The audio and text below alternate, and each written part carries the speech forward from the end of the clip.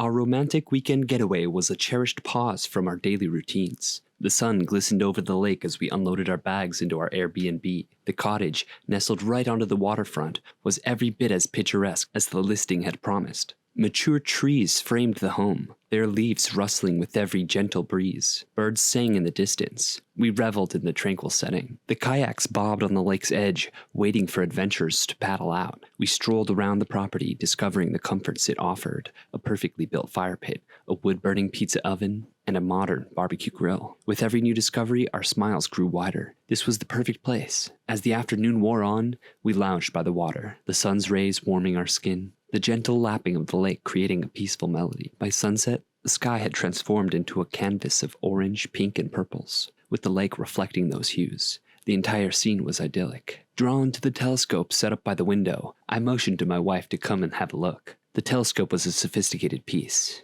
and we marveled at how clear and detailed the view was. It gave us a vantage point directly across the lake. We took turns, scanning and observing. Houses were scattered, standing proudly on their lakefront properties. As the telescope's lens moved, I focused on a particularly grand house, a large white estate that looked pristine and opulent. Its expansive windows displayed magnificent artwork. The well-maintained yard was adorned with intricate statues, and luxury cars parked to the side only accentuated its grandeur. However, a sudden flurry of movement caught my attention. In one of the large windows, I could see a woman, her face distorted with terror, sprinting through her home. Hot on her heels was another figure, obscured in shadow, but unmistakably chasing her. My heart raced as I observed the scene, feeling as if I was intruding on a dark moment that wasn't meant for outside eyes. I urged my wife to look as the man, clutching what looked like a bat, took a devastating swing. Blood sprayed across the pristine white walls. The woman crumpled to the ground.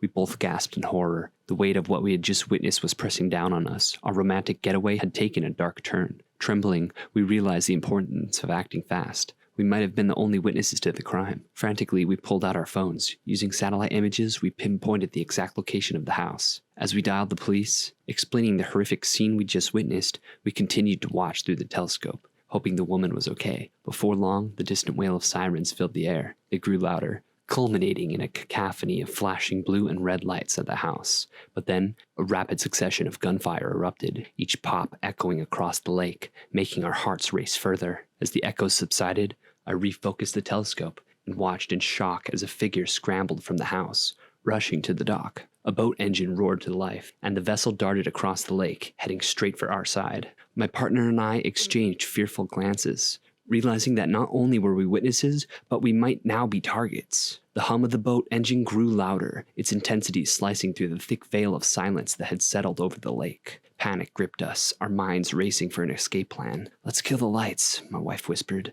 We quickly doused all the lights in our Airbnb. Ensconced in the shadows, we looked around for places to hide. The house felt alien now, a maze of uncertainty.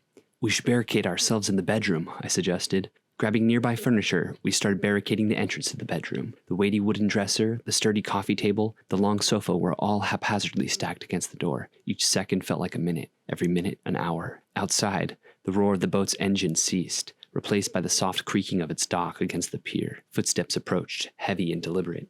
Through the window, we caught a glimpse of a figure, broad-shouldered, wearing a dark hooded jacket, and holding something metallic in one hand, likely the bat we had seen earlier. His movements were purposeful, his demeanor predatory. This was someone used to hunting. We could hear him trying to the front door, its handle jiggling under his grip. The adrenaline in our veins spiked. We huddled behind our makeshift barrier, the only thing separating us from imminent danger. Suddenly, the sound of sirens pierced the night, growing louder with each passing second. The police! And they were closer than we'd thought. Startled, the man outside turned his attention to the approaching vehicles. We could hear his cursing and mumbling, the sound of his hurried footsteps echoing as he raced back to his boat. The next moments were a whirlwind. The lake's perimeter was swarmed with police, their spotlights scanning every nook and cranny. Helicopters buzzed overhead, their rotors churning the night air. Safe in the embrace of law enforcement, we recounted our harrowing tale. As dawn broke, the police informed us that the man was a known fugitive. The White House across the lake, it seemed, was one of his many hideouts. Though the experience was traumatizing, we took solace in the fact that our vigilance had likely saved others from a similar fate. However, our romantic getaway was forever tainted, serving as a stark reminder that danger could lurk even in the most unexpected places. We returned home, grateful for our safety and more vigilant than ever, cherishing the simple moments we once took for granted.